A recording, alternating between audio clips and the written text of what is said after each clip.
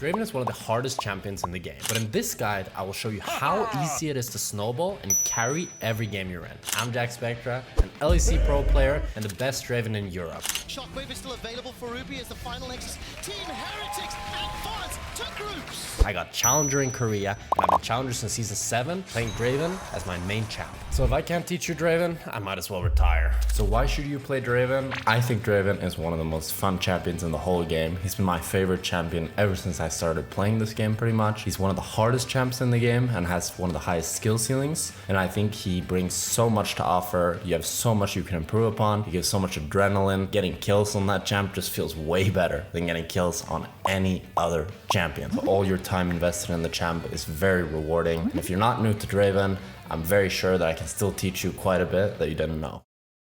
Let's talk about Draven's abilities, and let's start with his passive, League of Draven. League of Draven is Draven's gold generation passive, where you get the most of your snowballing potential. Every time you catch an axe or you kill a minion, you get a stack of adoration. Every stack is worth 2.5 gold, which means that if you get 100 stacks, you will get 250 plus 40 base gold. Another part of this passive is that you last hit 6 minions in a row, you get an extra 2 stacks. It's kind of a bonus for doing a good job, which you already should be doing, but it feels a little bit better. Now, the downside of this passive is the fact that you lose 75% of your stacks if you die, and you only get the cash in if you get the kill. If you get an assist, you ain't getting nothing. If you get the assist into die combo, maybe some Moby Boots at base. If I get an assist as Zeri, as Aphelios, it's okay, I lost 150 gold. But as Draven, that shit could be 1,000 gold. It's in a world of different pain. That's why it's really important when you're playing Draven to learn to last hit the kills, hold your auto if you need to, position well, and if you're at high amounts of stacks, you have to take less risk. Now, transitioning from Draven's most frustrating part of his kit to the highest skill ceiling part of his kit, let's get into his axes, the spinning axe. When Draven presses his Q, he starts to spin the axe in his hand for around 6 seconds, and it empowers his next auto attack. And when you throw the auto attack off, it ricochets off the enemy and it lands depending on where you click. If you don't click anywhere, it will land in a random direction, either on top of you or to one of your sides. And if you click to a certain side, then it'll land to that side. One thing to note, however, is that you will always be faster than the axe, so you'll always need to wait a little bit for it. The reason why Draven is such a hard champ is because he has to do all the things that a normal ADC has to do, but he also has to make sure that he always catches all the axes. A Draven without axes is not a champion, but that's okay, because with this guide, you will not drop any more axes. Now, it's important to note that Draven can hold up to 2 axes at a time, but he can have even more in the air. That's only capped by your attack speed. It's important to always try to have 2 axes on you at all times. Let's talk about Draven's W and why mana usage is so important. So one of the reasons why dropping axes can be so harmful is because your Q costs 45 mana and you need to constantly replenish it if you are dropping the axes. But you'd rather spend your mana on your W, your Blood Rush. Your W as Draven gives you movement speed and attack speed, and it resets whenever you catch an axe. I see a lot of Draven players do this. They spam their W and they just instantly run out of mana. We don't want to do that. We want to use our W in a clear, purposeful way. We're using it either to get in range to hit targets, we're using it to dodge abilities, or we're using it for the attack speed. Now let's get on to Draven's E, his stand aside. His E is a lot less important than his Q and W, but it's still an important spell nonetheless. You typically want to use this to cancel people's dashes, to cancel people's channels, or just to chase people down as it gives you a nice little slow. You throw a few axes in front of you and they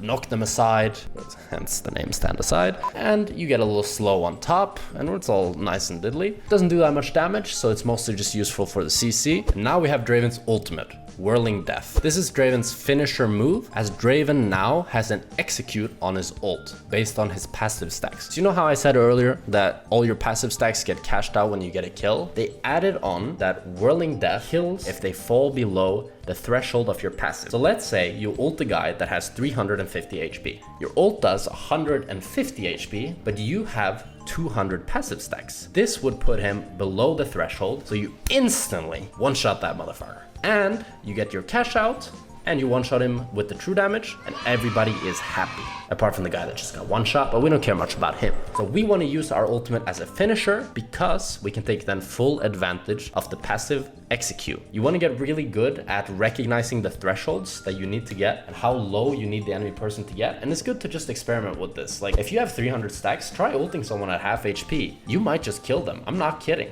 If you got some good AD items, a lot of the time people get extremely surprised by how much damage Draven ult can do when you have the execute on top of the damage. It's worth noting as well that his ultimate is global, so you want to use it to like snipe people across the map. This is especially useful if you think you know where they're recalling. Trying to get a good feel for how enemy team like moves across the map. It's a great way of snowballing even when the enemy bot lane isn't letting you kill them. You can just kill someone on top lane or mid lane. So let's talk a little bit about the summoner spells that I like to use on Draven. Summoner spells are very important. Sure, a lot of you guys will relate to being perma CC'd by the Leona into Sejuani combo for 10 seconds, wanting to end it all because you didn't take cleanse, because you wanted to take ghost or heal or some stupid.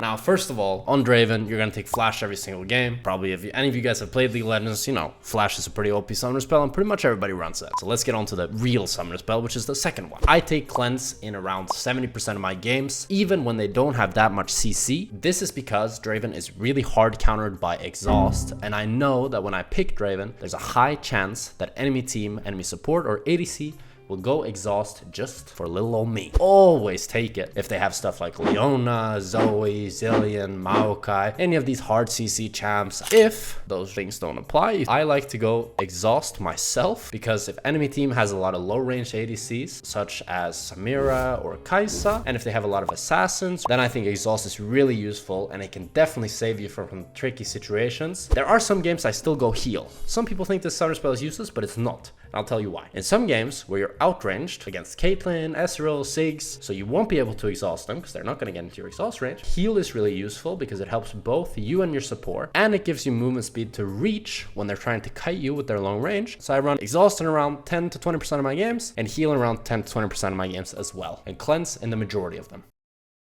So let's get right into Draven's runes. There are two real options for Draven on runes: Lethal Tempo and Halo Blades. Let's start with the default, Lethal Tempo. So Lethal Tempo is a rune that gives you stacking attack speed as you auto attack, stacks up to 6 times, and when you get the 6 stacks, you also get increased maximum range. This rune is really good on Draven because he likes long fights, he wants to do lots of auto attacks, and the added range makes it a lot easier to get in auto attacks. Now in the precision tree, I like to run Presence of Mind, Bloodline, and either Cut Down if they have tanks, or Last Stand if they don't have tanks. Some people that are used to going Alacrity keep going Alacrity. I don't want to be the guy that makes you lose 10 games because you cancel 20 auto attacks every single game. I think Bloodline is better because Draven synergizes so well with lifesteal, and the added health is really nice for him as he likes being a little bit tankier. And also, if you're gonna go Essence Reaver, then you should go Triumph instead of Presence of Mind. Then for the second tree, you have some options. I go Sorcery with Absolute Focus and Gathering Storm every single game. I think this is by far the best because this AD is guaranteed. You get AD level 1 from Absolute Focus, and you get scaling AD that you get no matter what. Some people like Domination for extra snowballing. I think this is overkill. I wouldn't recommend it. I think Sorcery is just more consistent and the better page, but Domination is viable. Now I want to try to sell you a little bit on Halo Blades that I abused a lot in Korea. Now I do want to say that I think Lethal Tempo is the better page for 80 to 90% of Draven players that especially aren't as experienced on the champion, because playing with Halo Blades is a lot more difficult because you need to get used to the varying attack speed, and that can make catching your axes a lot harder. Once you get used to this rune, I think it's really overpowered, especially in higher elos. When people start to get better at playing against Draven, they will not let you get 6 auto attacks. If you're getting 6 auto attacks as Draven, you're already probably winning. So better players will not let you get these long trades, and they'll try to space you much more. So what I found in Korea is that Halo Blades synergized way better against them, because when they were trying to get 1 auto attack on me, I could suddenly get 2 or 3 auto attacks just through the Halo Blades proc. So I think this rune has a lot of value against squishy teams. I wouldn't go it against tanks. If they have like a Rel, Alistar, support and like a Sejuani or Maokai jungle, will go lethal tempo, 100% go lethal tempo. But if they got some psychopath team, you know, they got a Lulu support, Diego jungle, Talon jungle, you know, they ain't got any tanks, I think this rune is really strong. So you're going to go Taste of Blood because it's just by far the best rune in this line. And then you want to go Eyeball Collection because you're snowballing off of kills, you're not going to be killing wards or placing that many wards. And then you want to go either Ultimate Hunter or Treasure Hunter. Depends a bit on you. I'm not the biggest fan of Treasure Hunter because it's nerfed a lot, but I also don't think Ultimate Hunter gives that much. So I was usually going Treasure Hunter just for the extra gold generation. And then the secondary tree, I would just recommend going Precision, where you'd pick up Presence of Mind and Bloodline. Let's talk about the build that you want to run on Draven in Season 14. So one of the biggest changes that Riot made in Season 14 was making lethality from a scaling stat into a flat armor pen stat. So before, if you bought lethality and you bought 10 lethality and you were like level 6, it would give you like 7 or 6 armor pen, something like that, right? It wouldn't give you the full amount until you were level 18. But now Riot changed lethality to be flat armor pen. So if you buy 10 lethality level 3, you're still getting 10 armor pen. So this makes it have way more value and makes lethality a crazy stat, which ties into the builds that I will be recommending today on Draven. Trinity Force, dog shit item. Don't buy it. Especially not on Draven. When I see people going the old build, the Collector Trinity Force Draven, I cringe a little bit. Don't go it. Trinity Force just, it's over nerfed now, and they're probably gonna buff it, so wait until they buff it and then maybe consider buying it. The build that I would recommend is going Hubris, if you're snowballing first item, into Collector, into IE, into LDR or BT if you need lifesteal or if you need armor penetration, as if they have a lot of armor, and also percentage armor penetration works very well with lethality because the percentage pen is applied before the lethality is applied. If you're not snowballing, I'd say Yumus is a better option than Hubris, as it provides a lot of mobility while also being very cheap. It's only 2.7k and giving you a ton of damage. There are some people that have been going full lethality builds. I've seen Hamza going full lethality. A mix of crit and lethality is a lot better, as Draven does synergize really well with crit, and I think over-speccing into lethality doesn't give you all of the potential upside. I think 2 lethality items into crit, you hit a perfect balance. You do an insane amount of damage, and your snowballing is through the roof. They also really buffed Hubris. I think this item is the match made in heaven for Draven, as he scales so well off of the AD. For the 4th and 5th items, if you need survivability, GA is still a good option, QSS if they have a lot of CC, and Rapid Fire if you need extra range. Shield Bow can be a survivability option, but most of the time BT is just better. And Maw is of course good if they have a lot of magic damage. Also important to know that with Hubris, you can play even more aggressive because trading 1-for-1 is even better for you, as you're now getting permanent stacking AD, and this just makes your scaling even better. Let's talk a little bit about some tips and tricks that you need to know on Draven to find the most success. The first tip I want to go over is knowing how Draven's W works. Draven W makes you become ghosted. What does this mean for us? This means that Draven W allows us to ignore unit collision. This is very useful for when you throw an axe and you want to catch it, you can use your W to run through minions. Catching this axe without W, painful, painful. Catching it with W, easy, easy peasy. Another really useful trick on Draven is knowing how to reactivate your ult so that you always get both instances of the damage at the same time. This is how the noob Draven ults. Okay, it's not bad, you know, it hits, but if enemy, let's say the enemy isn't a target dummy, but rather an enemy champion that is trying to avoid your ult, it's very easy to dodge it when it's this slow on the return. But what we can do is a little trick where we press the reactivation key before it hits, as in we press our R again, and that way it returns to us before they can react. How do you want to be able to do this consistently? A little trick that you can do is to look at your ult on the minimap, and then when the ult is hitting them on the minimap, you press your ulti. Oh, that one was perfect. You saw that? If you're looking at the minimap, I'm looking at the minimap, I'm looking at the minimap. Oh, the icon is over them. And that's when I press my ult. It's also just a lot of feeling. Like, from playing Draven now, I know that like when I can press it without looking at the minimap, just based on, you know, I've played this champion for years. But looking at the minimap is a really useful tool, especially when you're learning the champ. So really good trick. Another thing we want to keep in mind about Draven is that his E can cancel spells. Something you do have to keep in mind with this though is that the E has a cast time. So whenever you use the E, you can see the little bar. It's a little bar, right? It's not instant. And why does this matter? Why does it matter if Draven's E is not instant, you might ask? It matters because if we want to cancel dashes, we need to include that little cast time into our prediction. It means that in terms of gameplay, how you want to play is you want to use your Draven E a lot more predictably rather than reactively. Because if you use it reactively, a lot of time what will happen is that they will have used their dash that you wanted to cancel while your E was actually casting. Using his E to cancel spells is especially easy versus champions like Lee Sin or LeBlanc that are dashing onto you. You can also cancel dashes that are like running away from you, like a Tristana Wing away. But that's more on the Tristana fucking up. Like imagine you're the Tristana right now and you get your W canceled by this. That's not really you doing anything. That's more just the Tristana, you know, using her W at a bad timing. But using our brain and trying to predict it, we can do a lot of really cool plays, and I have canceled a lot of Tristana Ws trying to get away from me. Just by running at them, I auto, and then I think they're gonna W, so I E, and then, you know, it catches them off guard. Another trick that I actually learned a few years ago from Pornstar Zillion, he who must not be named, was actually to use the S key. So the S key, what it does is it makes you stand still. And this is very useful for Draven, where you're doing a lot of inputs. So you want to like auto tag. And this is like how I was playing before, right? I would just like move perma. And it means that to catch the axe, you have to keep like clicking in that direction. But what you can do to make it a lot simpler for yourself is you just auto tag and then you S key on top of the axe. And this way, it's a lot easier to catch axes and you have to do a lot less input commands. And this can make you a lot more consistent with your axes rather than like clicking everywhere across the place. So definitely a very useful trick. Another one that also has to do with key bindings is having your attack move click bound. I have my attack move click bound to A. So what this means, this is the normal attack move, right? It brings up the range and then you have to click again to do the auto attack. While attack move click is without the range and you just do one click and it autos. You see, I just clicked once there and it autos. This is very useful on Draven because you're gonna have to be doing quite a bit of movement commands more than on a lot of other champs because you have to control the axes and catch them as well, right? This way, if you're going like this, it's a lot of clicks. You know, we gotta be clicking a lot right now, and then you gotta put S keys into the mix as well. Like, holy shit, how much am I gonna click here? Another tip that you can do on Draven is you can flash E. Why is this useful?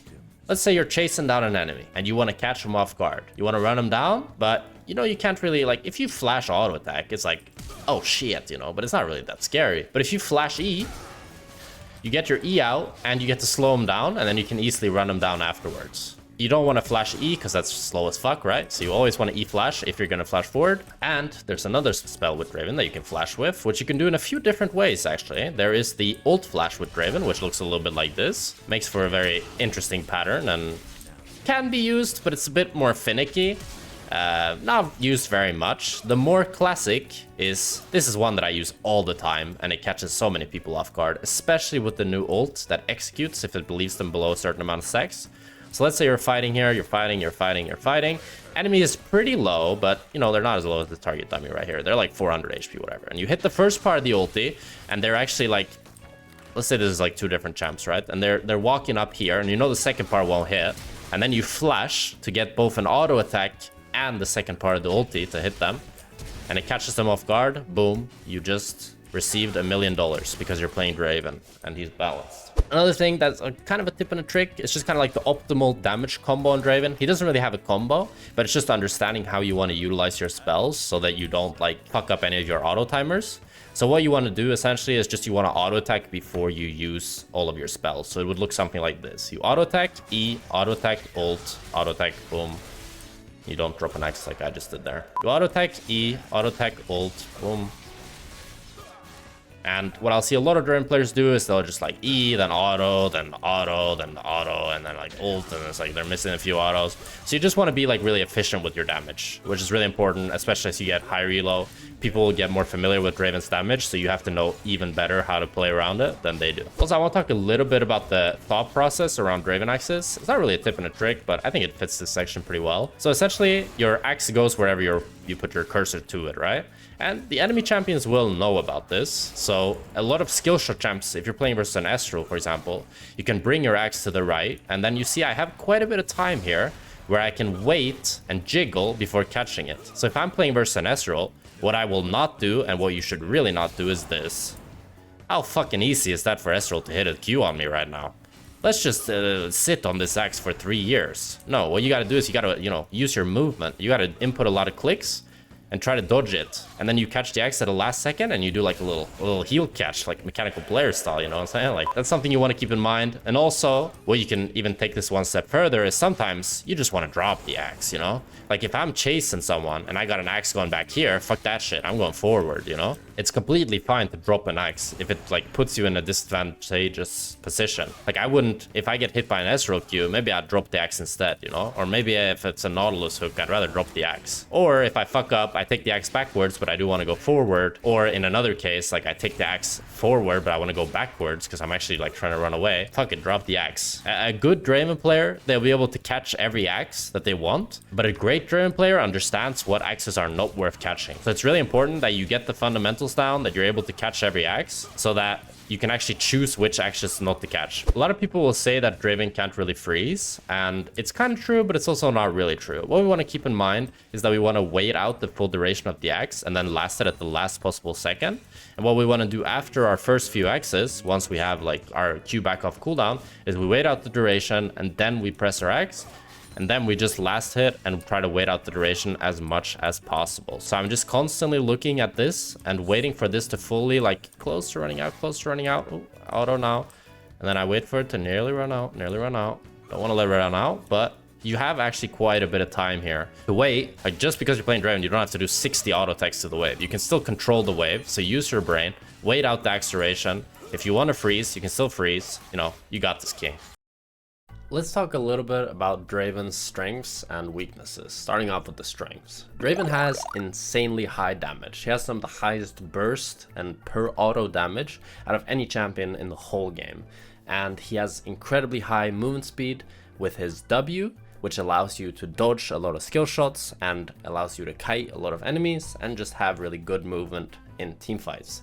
He's an incredibly fun one-shot machine, and I think he's one of, if not the most fun ADC in the game, who that really gives you that dopamine injection when you do get a kill, and it just feels amazing to 1v9 a game on Draven. It really is like no other feeling in my opinion, and that's why Draven is so beloved for me and why I really want to make this guide to help you guys out.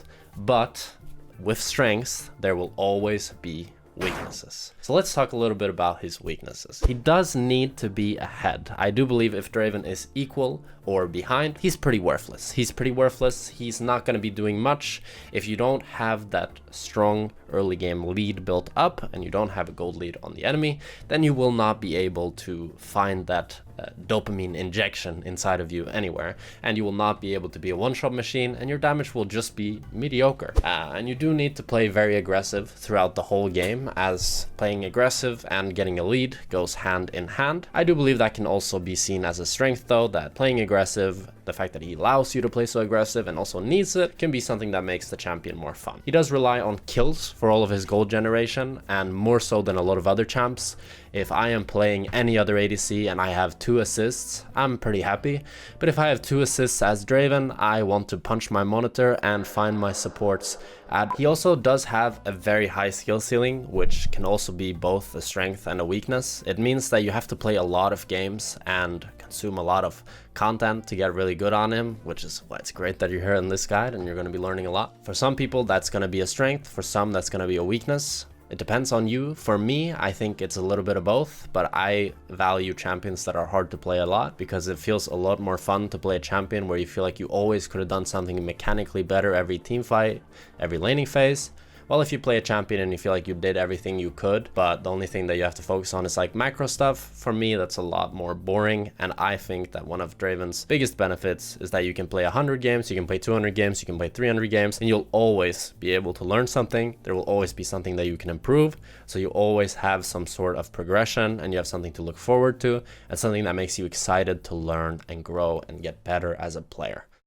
So let's talk a little bit about Draven's laning phase and how you should approach laning phase on Draven, as it is the most important part about playing Draven. You really need to work on catching the axes. I know it's not the most sexy truth, but it is the truth. If you are going to be missing axes, you're going to be running out of mana, you're going to be perma way weaker because you don't have all your AD since you don't have the axes. And once it's muscle memory, we can start focusing on some more complex, some more specific things that we need to do and think about when we play Draven. So let's talk a little bit about the mindset that you need to have in laning phase. I think it's very, very important that you do play aggressive as Draven, but one of the most common mistakes that I see low elo Draven players make is that they just play way too aggressive. They always want to fight no matter what. They don't think about jungle, they don't think about how the enemy team wants to play, they don't think about anything other than the fact that they want to fight. And this is not going to get you consistent wins, because as Draven, you don't have to get a kill level 1, level 2, level 3 to win the game. The biggest thing is that you need to play aggressive smart. If you die level 3 because you played too aggressive and enemy jungler comes and ganks you, now if you get a kill at level 6, that kill is worth half of the gold because now you have no passive stacks. That with Draven, it's worth to trade 1 for 1, but you always want to be the one to kill first. And you want to see the kill angle and then be willing to die for it. You don't want to try to create the kill angle out of thin air, because that's how you die. And another really important thing is to track enemy jungler, because enemy jungler knows that the biggest counterplay Draven has is getting ganked. We also want to get good at using our W to ensure that we can have good short trades. We want to be able to use our W well to either dodge skill shots or to get auto trades in.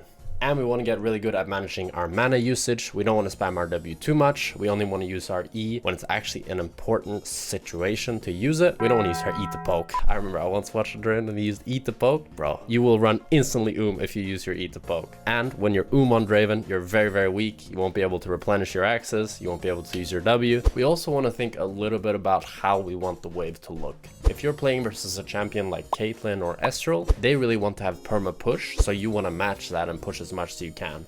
While if you're playing a double engage support with a Nautilus versus a Rel and they have a Kai'Sa, then it can be much better to have the wave closer to your tower and play to freeze and then play to all in that way.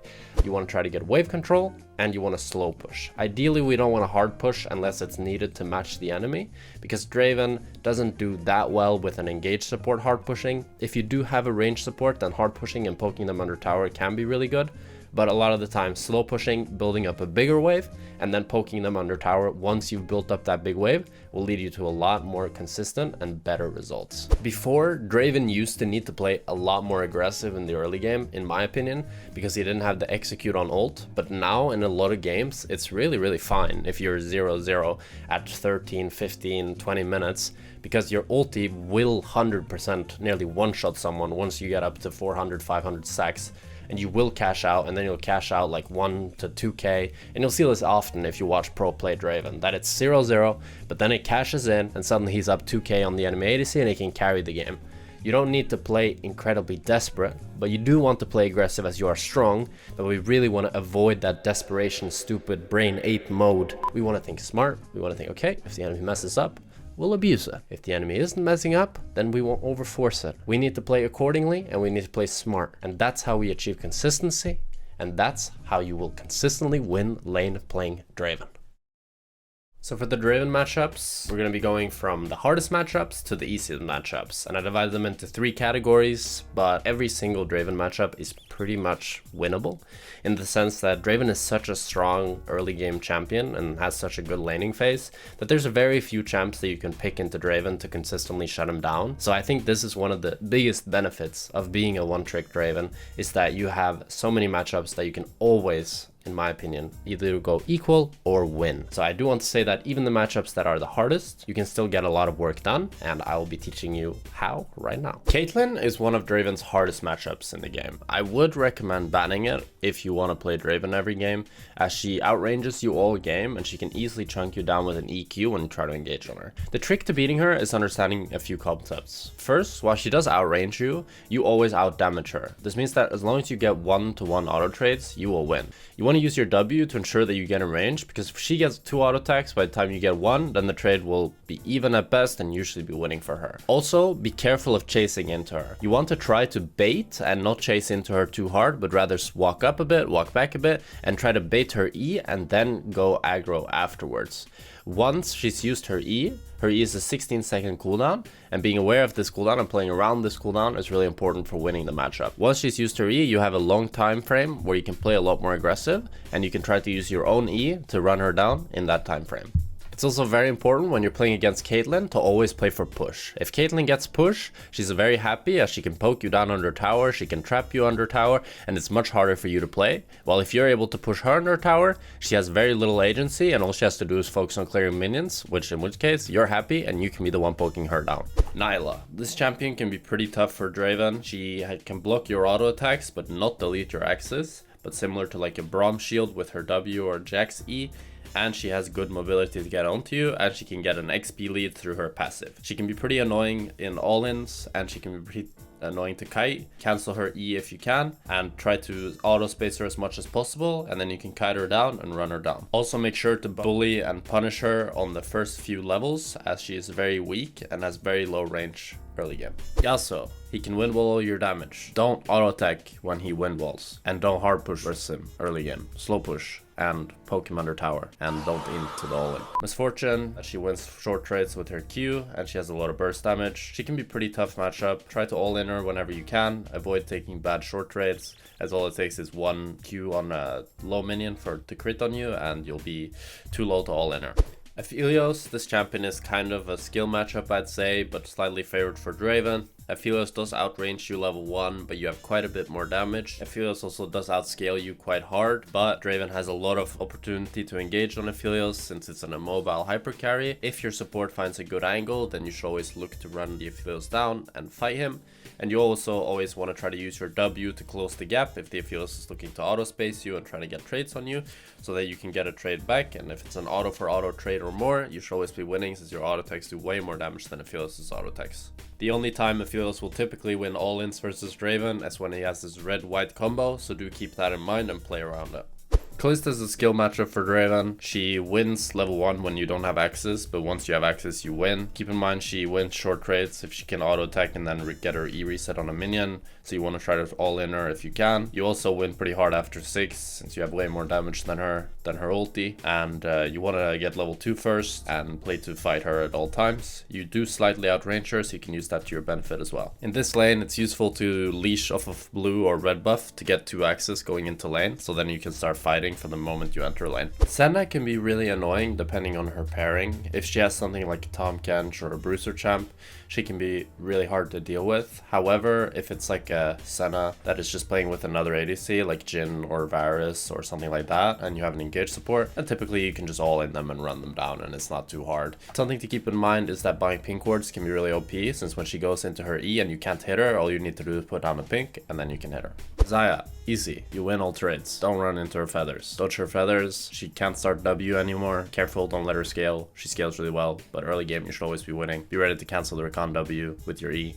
or dodge it with W, and you're good to go. Ziggs can be annoying for Draven, as he just is a very good lane neutralizer. It can be very hard to punish him due to his long range and his wave clear, and especially if they also have a range support and you don't have good engage on your support. This can be one of the most annoying things for Draven to play against, as it's just impossible to kill him and you can't really snowball or get ahead. What is important to recognize in these sorts of matchups is to understand when you have a timing to all in and really not get poked before that point. You have to play patient, you have to not get tilted, and you have to stay full HP at all times, so that if the Ziggs messes up or if the support messes up, you can take advantage of it. But if you get low and you give them too much agency in the lane, Ziggs is going to start hitting your tower, and once that's happening, then your tower is going to be gone in no time, because there's no champion that takes towers faster than Ziggs, I'm afraid. So we really want to be patient, don't take bad trades, wait for the all-in, and once the Ziggs makes a mistake and you start snowballing, then this matchup becomes very easy. Jhin is another lane neutralizer, but not quite as good as Ziggs. He has 4 shots and his Q, so he wins short trades and burst. He has CC to set up for jungle gank, so jungle is typically your biggest enemy when you're playing against Jhin. Try to get push against him, try to poke him down, try to all in him. You typically win all trades. Dodge his W, dodge his ulti with Ws, and you should be good to go.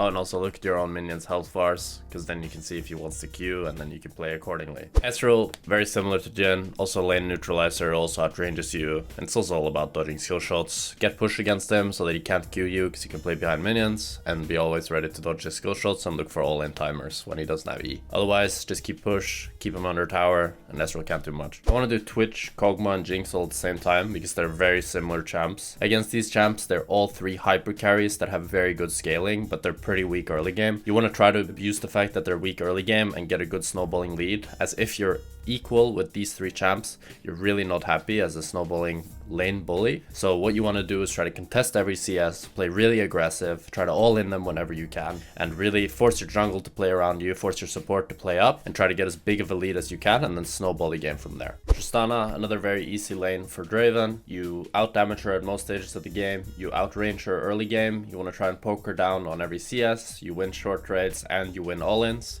You can easily cancel her W if she's jumping onto you, and you should be winning trades throughout most of the game. The only time she's a little bit scary is at level 6 with her burst, and also if you let her scale for large periods of the game. You just want to keep fighting her and keep pushing her in. She can also never freeze versus you, so you're fine with leaving the wave in a bad state, and you can keep that in mind so that you don't need to greed for a crash. Kalista, another really easy matchup for Draven. She can only win short trades with auto Q, or if you get hit by her W. You want to play behind minions so that she can't hit her W, and that her Q has way less damage. And then you want to try to all-in her whenever you can, as you should be winning all-ins throughout most of the game. She's only really scary once she either gets a lead from either jungle or misplayed 2v2, or if she gets hyper late game where she can start hard out damaging you and outscaling you. This is one of the easier matchups for Draven, as you can always play to her range and always play to all in her. Vayne. Vayne is a pretty easy matchup for Draven. You win trades pretty much at all times, and you can always bully her, and you slightly outrange her.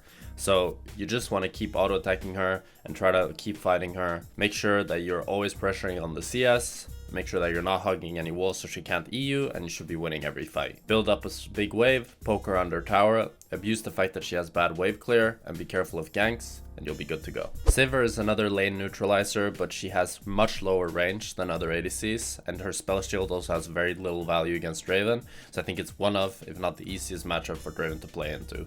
You pretty much win trades against her at all stages of the game, unless you go to hyper late game, so you should be able to fight her whenever you can, and you want to try to bully her on every CS, and you want to make sure that you're not getting hit by her Q, and not tanking her W, and then you should be winning every lane against her. Zeri is definitely one of Draven's easiest matchups. She doesn't have much damage early game. She is very safe, so that can make her hard to snowball off of, but she doesn't have damage to match you, and she also doesn't have range to really outrange you. A few things that you want to keep in mind playing against her: her auto attacks get blocked by creeps, so you want to play behind minions whenever you can when you try to trade with her. Her auto attacks are also skill shots, so if you have good movement, if you use your W well, you can dodge a lot of her auto attacks. The one thing that you need to be wary of when playing against Zeri is that at level 6 she has a pretty strong spike and a lot of burst with her ultimate W and auto attack and zap combo, but even at level 6 you have stronger all-in, and pretty much throughout the whole game up until like quite later on in the game you can always win all-in, so always look to try to all-in her. Zeri's win condition usually is getting a short trade where she Qs and then zaps you with her right click. That'll be more damage than just your auto attack, so if you can get 2 or 3 or 4 auto attacks, usually you'll be winning the trades. You can cancel her E with your E, but this is usually pretty inconsistent as she'll be Eing away from you and it'll be max range, but it's worth keeping in mind because if you have a CC support and she's locked down, you can try to time your E with the ending of your support CC, as that's when she'll want the E away. Overall though, if you play behind minions and you find good all-in timers, it should be really easy to snowball off of Zeri.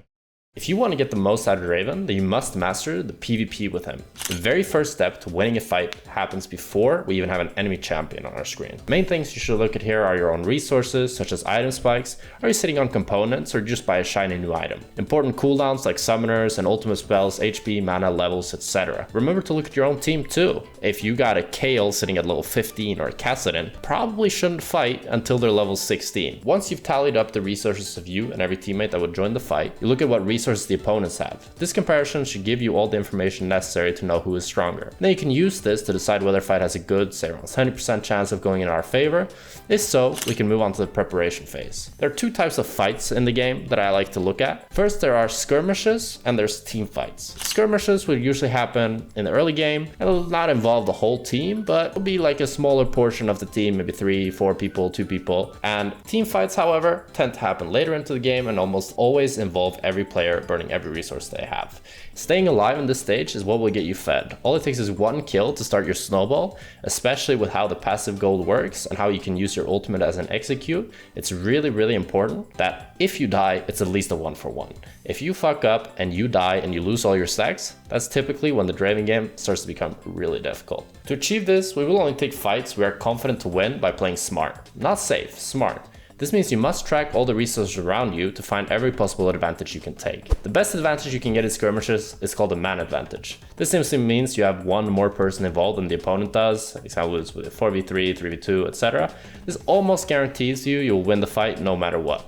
This obviously will have you relying on your teammates, but there's certain things you can do to create a temporal man advantage. By this I mean you can make a scenario where you arrive to a fight before your counterpart, as in the enemy ADC does, giving you a timer to get a kill before they arrive to help. If you want to be a good Draven player, engrave this word into your brain, tempo. Tempo is what the best players utilize to get fed every game. The best use of tempo will come from having good recalls and having the first move. Chess reference for my fellow nerds. This is too broad of a concept and will have a video of its own, but for now I will give you the basics of an example. You manage your wave to recall with exactly 1300 gold. Bonus points if you denied enough CS that your opponent will have to recall with less than 1300 gold. Chad Draven comes back to lane with a brand new BF sword. Virgin enemy ADC comes back with a looser Greaves. If it were the case that you would be at a disadvantage, then just repeat the first 3 steps again until there's a good fight. Get good recalls in, crash the wave, don't hit plate, get a good recall, and then you fight on your terms. By now it should be easy to know what fights are good fights so we can move on to juicier stuff. As we've stated, survival is priority, so to achieve this we must only do one thing. Look at what spells the enemies are using. That's it? That's it. Well, that's not the whole of it, but most of it. First, you identify the biggest threats the enemy champions have against you. The main thing to look at is CC. You want to identify their CC spells and then just focus on avoiding it. Either find a way to guarantee you dodge it or just wait until you use it on one of your NPCs, aka your teammates. This is the main thing you gotta look out for, so if you want to work from the ground up, only focus on this. Step 2. Main damage abilities. Generally champions will have one main source of damage. If you avoid it, then it's possible for them to kill you. In fact, this is why Draven is so strong, so you just need to right click in order to deal damage. Examples of spells to avoid are Varus Q, Tristana E, Jhin 4th shot, Kai'Sa Q, Veigar ult. You know, you want to wait until they've used these big spells before you fight. You can see they can range from a charged auto to a skill shot. Other sources of damage could be gimmicks instead of straight up spells. Like as I mentioned earlier with Kai'Sa, a lot of her damage is her Q, but only when isolated. So to counteract gimmicks, you just need to understand the spell and play around it, opposed to plainly avoiding it. If you can do these 2 things, then avoid being CC'd, combined with avoiding their damage, then there's literally nothing that can stop you from being 1v9. At this point, you should be able to understand why all the Challenger and Pro ADCs spend so much time just standing very far back during fights. This is exactly what they're doing, and now it's your turn to start doing it. Once we reach the team fighting point in the game, you should have gotten to the point where you've gotten more than one cash out, so now you can start playing a bit more psychopathic and enter the true Draven mentality. While the same fundamentals still apply, we're focusing on maybe the most important skill for this playstyle, damage foresight. This essentially means knowing exactly how much damage not only you deal, but every champion in the game. At this late stage of the game, we can start breaking a few rules, whereas before our goal was to stay alive at all costs, now we can use our HP as more of an offensive resource by sacrificing parts of it in order to kill certain targets, which is why this skill is so important. It is imperative to not miscalculate and you just die before you kill these targets. You must still avoid every CC spell that enemy can throw at you, but now we can ignore the second step a bit, only look to avoid what would one-shot us, and then decide what other spells we're okay with being hit by. If we can guarantee to get a kill by just face tanking it. Remember that your teammates are tools for victory. Develop a keen eye to know what they can offer you based on their champions they're playing and how they're playing them. Then with this, adapt the way you play along with them. Sometimes this means you get the chance to flash forward and just run straight into the enemy, while sometimes it means you gotta chill and stand behind, constantly pulling the enemies into your web. A bad Draven expects their teammates to play a certain way and will project their own ineptitude onto them. But the best Ravens will see the rift as a chessboard and see every variable as a piece. They will be able to land checkmate, even if it means giving almost every piece on the board. Trust in yourself, be confident in the way you play, and focus on your own positioning in the team fights and how you can play around all the other 9 champions, and you'll find success, beast. Now, for the most important part of the guide, let's talk about what skins are the best on Draven. Now let's say we're not Jeff Bezos or Elon Musk, so you do not have infinite financial income to spend on RP. We gotta start off in the S tier. The Draven's best skins are Soul Reaver and Gladiator and Classic, but it doesn't really count as a skin because, you know, it's the default. Those 3 skins, I think, belong solely in the S tier, as they feel the best to play with. I've played them 99% of my games. I play with one of those 3 skins. Classic, that's the classic one, you know. That's the one you use to feel like a real smurf. You know, that guy that, you know, he just got this account and he doesn't care about spending any money on it, but he will stomp your head in bot lane. And then Soul Reaver, this is kind of like the guy that's really good, but he's not toxic. And then Gladiator is the guy, the classic Draven. Well, he will 1v9 or he will make the game unplayable, buying 6 seals and just running the game down if the support takes a kill. So all 3 of them fit a nice Draven stereotype, and all 3 of them feel really good to play. It's really easy to catch the axes. Visually, I think they're really good, and they've just stood the test of time really well. And then we have the A tier, where I believe Ruined, Lylution, Debonair, and Santa Draven all end up. All these skins are pretty decent. Most of them are on the newer side, and they all are pretty nice. The only thing, the reason why I don't play them a whole lot is because the axes are too flashy for me. So I end up feeling like they kind of take away from some of the visuals, and it makes it a bit harder for me to perform on at times. I do have to say though that these skins are much newer than the ones in S tier. So visually, from just a visual standpoint, they are much more stunning. But from a gameplay POV, gameplay is king, they don't feel as good to play with, so I don't use them as often. Then we got the B tier. These skins are pretty mid, honestly. Wouldn't really get them unless you're really into Draven or they're on sale or something. Fright Night Draven, Pool Party, and Primetime. I don't know, all of them not really that crazy, just they're fine. Fright Night Draven is by far the best out of the 3, but even that one, I'm not a huge fan. The axes feel pretty weird on it, and just the whole concept I'm not the biggest fan of. I much prefer the skins in A tier, but you know, different strokes for different folks. Then we got C tier. These skins are just bad, in my opinion, and Riot made a mistake in making them. We have Beast Hunter and Mecha Kingdoms Draven. Both of them just suck, I think. I mean, if you like them, then at least you're unique, because nobody else will be playing that skin, so go for a Beast. And then we got the Draven tier with Draven, and meme skin needs his own meme tier, huh? I mean, this skin is pretty fun to stomp people with because it's such a stupid skin, but not really one that many people use, and not one that you're gonna be seeing a whole lot. It's also one that is really hard to get your hands on. But yeah, that's it for the skin tier list. If you want to be cool like me, use Soul Reaver, Gladiator, or Classic. So that's it for my Draven guide, guys. I hope you guys enjoyed it. I hope you guys learned something. Thank you guys so much for watching. Leave a like down below on the video if you liked it. Subscribe to the channel if you want to see more. I want to do more educational content, so I'd really appreciate it if you guys give me some feedback on the video. How do you want me to speak differently? How do you think I could convey my ideas better? I feel like I have a lot of game knowledge. I mean, I've been playing this game professionally for a long time, but I'm still pretty new to the educational space, and I want to become a better YouTuber. I want to become a better streamer, and I just want to help people learn how to be a better ADC. So I'd really appreciate the feedback, and thank you guys so much for watching the whole video, and I hope you guys find success on the Draven adventure. Thank you guys so much for watching.